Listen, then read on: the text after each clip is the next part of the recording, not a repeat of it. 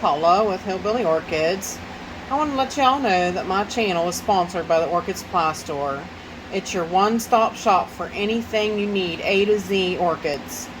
Use the code Hillbilly for a 12% discount. Thanks for dropping by, y'all. Hey y'all, it's Paula with Hillbilly Orchids. Welcome back to my channel. I hope everybody's having a fantastic day.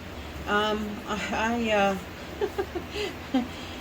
kind of slept in today, which is Sunday. I'm actually filming this Sunday to release tomorrow, but to release Monday. But I slept in, and I had a video ready for today, and I forgot to post it, so it went in late today. So, but it did go in. So, I'm normally got them set, ready to go, and they usually load about 6 a.m. That way they're out for the whole day. And I really slept in today. I was really tired, but I tell you, I feel a little bit better for sleeping in. I thought really I would be kind of tired, but I must have needed it. In other words, you know how that stuff goes. But I probably won't be able to sleep tonight. that'll be how that works out. Slept in today, won't be able to sleep tonight. So in front of you is a beautiful, beautiful, beautiful Cattleya eldorado. Very nice, very nice. Now, Cattleya eldorado is one of the smaller of the Cattleya species in blooms. And as you can see my hand here, she's small, but she's not bad. Not really, not bad. Not at all bad. So, and she's not supposed to be in bloom right now. That's the big thing.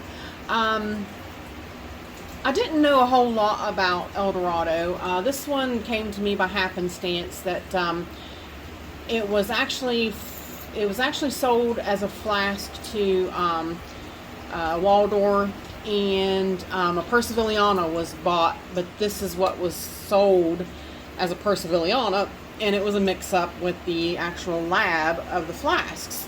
So it wound up being a Cattleya eldorado, which, come on, who would complain? Perseviliana is nice too, don't get me wrong.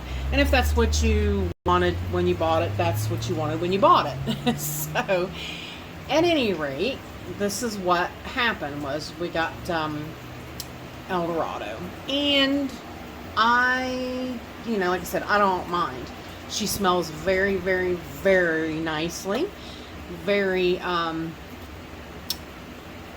really strong, sweet scented. She's not like a typical, not like a lemony or, kind of a typical Cattleya scent. She's a very sweet scented Cattleya, and she's pretty compact. I do have the thing focused on her blooms, but you can see she's pretty compact. I do have her kind of wired to help keep her compact, to help keep her growth growing in the right direction. But she should be resting right now. And that right now is her rest period, and she needs to be having less water right now. Mainly just water, not really fertilizer or anything. So for some strange odd reason, she's a little off whack. So that's why I was wanting to read up on them. Like I said, this is the first eldorado I've ever owned, so I didn't know that much about them. So I, of course, went to Google, and I looked things up and checked things out, and did my research on her. Now, she's typical of a Cattleya that she loves hot, humid conditions. Most Cattleyas really thrive in that.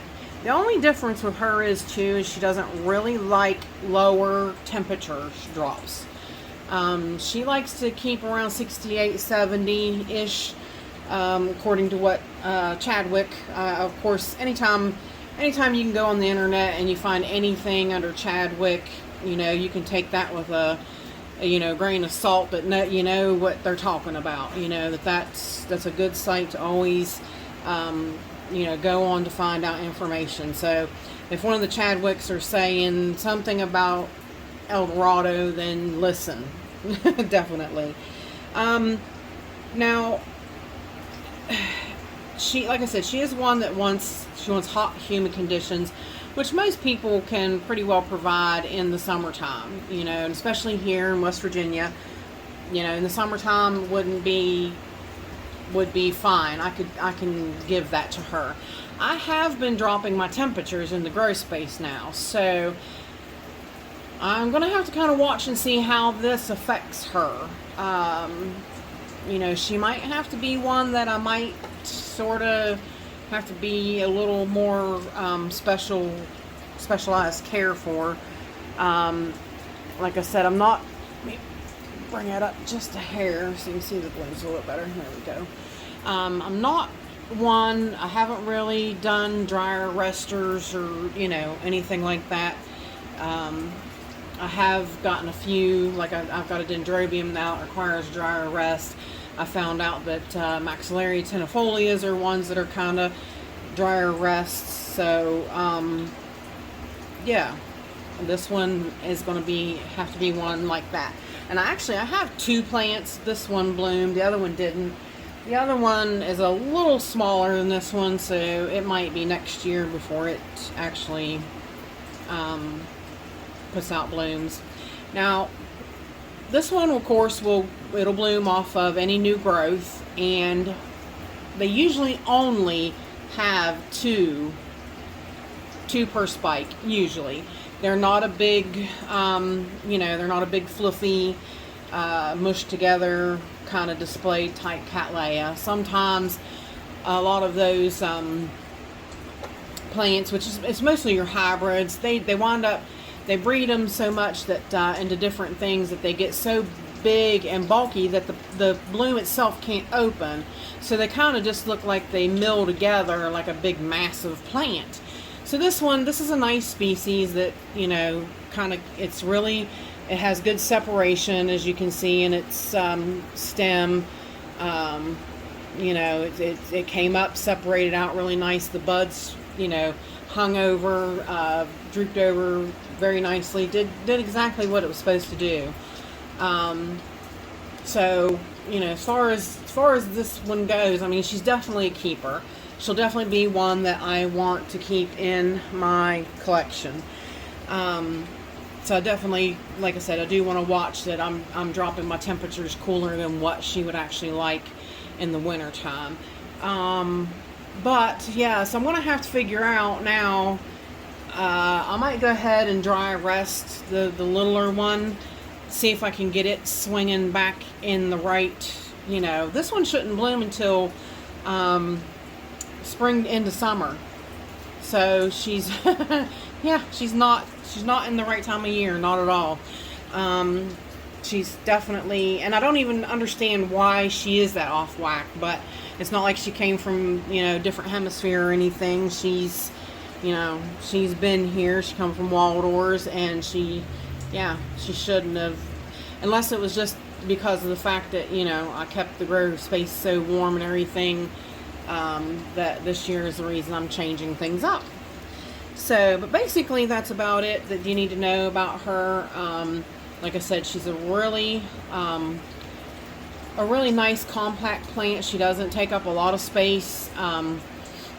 She doesn't get very big. She's not a huge Cattleya. I mean, of course she'll grow, you know, outwardly, but she'll pretty well.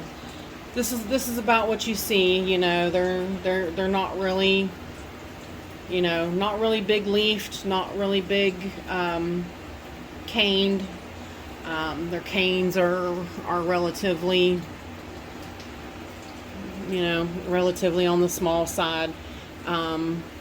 Yeah, they're not huge Cattleyas. They're not by any means, but look at that lip. That orange disc in that lip.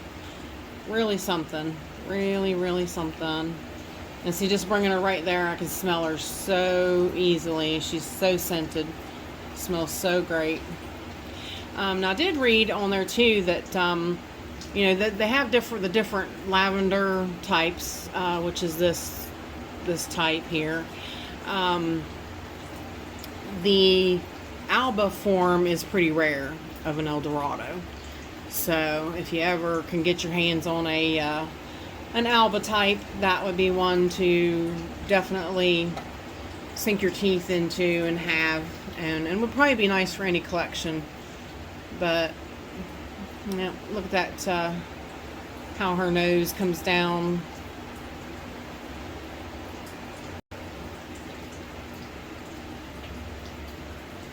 It's just a great little plant. Like I said, I was tickled to death she bloomed, but I didn't really realize, you know, till I decided to do this spotlight, that she was out of season. So, but I will definitely take these blooms for now, but it will be some dawns to get her back in the swing of things. This leaf here is also new cane, but it did not decide it was going to do anything. She put up 2 new growths, and they started growing a little crooked. That's why I went ahead and pulled this one back to make sure that they kept kind of going. You know, like I said, you need to kind of keep them going straight up, keep them in their compact ways. But yeah, I really think that she's a great one for anybody's collection. Like I said, she doesn't take up too much space. It says, and Chadwick said too, that they do like to be a little more compact in the pot, which this one is in a 6-inch. Let's see if I just watered yesterday, but of course you can see the roots are really great. She does have a great root system.